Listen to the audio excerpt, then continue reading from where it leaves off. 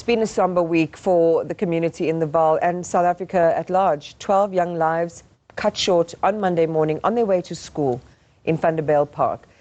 Their scholar transport vehicle was involved in that horrific collision, and the driver has since been arrested on charges of culpable homicide and reckless driving. But for many, the blame doesn't stop with one individual. It does point to systemic failure in how we regulate the vehicles that carry our most precious cargo. Let's talk about legal and policy gaps with the Legal Resources Centre's Claire Rankin. Claire, good morning. Thank you. And I'm sorry that we always seem to have these conversations in the aftermath of a tragedy such as the one that we have just witnessed. And you have researched, there's been a lot of writing around this particular issue. The tragedy does go far beyond one incident. What were the systemic issues that led to the grief that all these families now have to endure? Iman, I think the systemic issues run quite deep in both directions. On one hand, in the public sector, we see a scholar transport system that's in crisis and just really isn't meeting the needs of learners who qualify for scholar transport and is failing to provide them with state-operated and state-controlled scholar transport, where we see very clear regulation around safety checks that need to be carried out by both departments of transport, but also very regularly through schools with the Department of Education. What we see on the flip side then is in the private sector, you don't have such specific regulation and you don't have the same specific scholar transport standards or even any kind of uniform minimum standards that are set in place there. You also don't see very good collaboration between the Department of Transport and the Department of Education when it comes to trying to ensure that we have an effective monitoring system. And ultimately it falls on the Department of Transport to solely monitor the roadworthiness of private scholar transport vehicles through sporadic roadblocks, things that we don't ever see really utilized very often or utilized very preemptively. We've noted that there's been an uptake in them now after this tragedy, but like you say, it's a little bit too late to really try and fix a problem once it's already claimed so many lives. You started out by saying it is a complex issue, and we certainly see that. I mean, we see parents, and the feedback that we have received in this particular incident is parents who are desperate, who now at the 11th hour have to make transport arrangements for their children, depending on the school allocations, families that are just working hard, unable to do, some say, the inspections of the vehicles that will ultimately take their children to school, or they start off in one vehicle and then they are let off and put onto another vehicle midway through the journey. So there are just so many issues at play here. Given that it is so complex, we certainly need some kind of leadership. We do need the right investigations to understand the trends in how scholar transport operators are, onboarded or hired. So how do we begin to unravel all of this so that we can make sense of where the first pressure needs to be applied? I'm honest, it's really difficult to say what's going to be a silver bullet fix. There isn't going to be something, I think, from the onset that's going to be able to fix everything all at once. But from the legal resources perspective, what we really think we do need to see are regulations providing for binding uniform minimum norms and standards, regulating the scholar transport industry as a whole, that specifically speak to and create standards and procedures that need to be followed to make sure that the vehicles that learners are transported in are safe, particularly safe for children, because I think that that is something that's unique and distinct to any other kind of mode of transport, and makes sure that we see regular inspections and that we also see that enforcement mechanisms are used when you find unroadworthy vehicles, when you find service providers who don't necessarily have the necessary permits and the necessary permissions to be transporting learners. We need proper vetting. But what we also need at the same time is we need a lot of planning to go into the system.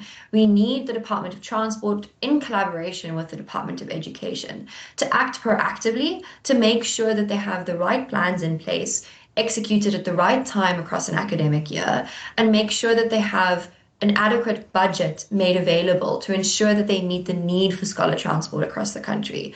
Recently, the South African Human Rights Commission's report into the scholar transport crisis in the Northwest highlighted quite damningly that safety inspections were postponed because the department just didn't have the resources available to pay service providers in time, and they were worried that they would be forced to then require service providers without the necessary funds to effect improvements to their vehicles and postpone roadworthy tests. I mean, that is a complete farce of regulation and oversight. And we really need to make sure the system operates properly. You know, it's so headache-inducing because you think of the grief of the families involved. And every year, this is not the first time, and you would know well enough as well, that we consistently see incidents of scholar transport tragedies. Sometimes the numbers are great, like we saw, I think, in July last year in Carltonville. Other times, you know, the numbers are smaller, so it doesn't get the attention, but it is happening. And it does suggest, given what you've just shared with us now, that there aren't enough resources to pay for consistent oversight, that we're in a situation where the government has lost control. We are likely to see a repeat of the same situation. I mean, God forbid, but we are likely, given what you've just shared now. So what urgency, I mean, there certainly seems to be more urgency that needs to be brought to bear, Claire. No, definitely. And I think the problem is we have this treated as a reactive situation where it's not proactive, like you said before. And also, I mean, there is this discrepancy when it comes to the budgeting process, but this isn't anything that stands as an excuse, let me be clear, but it really emphasizes the need for proper planning where the academic year and the financial year don't line up. And what that means is at the start of the academic year, often funds have run dry because there hasn't been proper planning. So we really need to actually start putting pressure on government, I think, well towards the end of a preceding academic year to start considering and start making sure that they have the plans in place and the resources available for the start of the forthcoming academic year in order to try and mitigate issues that we see often arising because of a disjunct between those two. And those are questions I think that will be really important to ask as we prepare for South Africa's budget in about 2 or 3 weeks' time of those departments to ensure that those allocations are there at the point of need at the beginning of a school year. But again, a lot of the vetting, I mean, I'm wondering, you talked in the beginning about state-operated and controlled transport. We see this in other countries, and maybe you can share some examples of what our global counterparts are doing. School buses are in particular colors so that the community also knows if somebody's speeding, they're carrying children and everyone can get on board and, you know, isolate or ostracize or make a scene when you see, you know, state school transport behaving in a way that is completely unsafe for children. Just talk to us about what possibilities we have to take something like that on board. Aman, to be completely honest with you, we don't need to look to examples in other countries. We have that within our own scholar transport policy. State-provided operators are supposed to clearly delineate or clearly illustrate on their vehicles that they are transporting learners. We just don't see it following through. And the real issue is there. Well, the real issue there is that we have a policy-based system that is vague on a national level, inconsistent on a provincial level, and because it's based in policy, it is not enforceable in the same way that other laws or other regulations actually are against the states. So we sit with sometimes very good provisions in our policies that require regular inspections, that require schools to make sure and check the state of vehicles every time they arrive at school, and for those vehicles to be clearly marked as scholar transport vehicles. But we just don't see a strong mechanism for accountability and enforceability within our own policies. It's an absolute sham. And if there's no, you know, again, there's no commitment to the policy, as you say, it already exists. We have these issues. The policy is inconsistent, it's vague, it's unenforceable. There's no proper planning. There's no connection between the end of a financial year and the beginning of an academic year.